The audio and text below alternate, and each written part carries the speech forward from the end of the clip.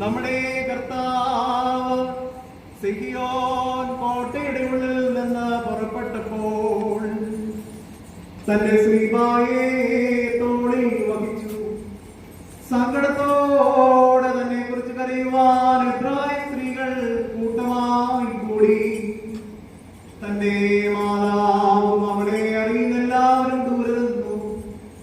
മാതാവ് വലിയ സങ്കടത്തോടും ദുഃഖത്തോടും കൂടെ, എന്റെ പുത്ര നീ എവിടേക്ക് പോകുന്നു?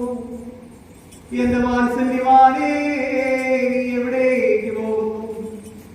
ഇവർ നിന്നെ എവിടേക്ക് കൂട്ടിക്കൊണ്ടു പോകുന്നുവെന്ന് പ്രാവിനെ പോലെ കരയുവാൻ തുടങ്ങി.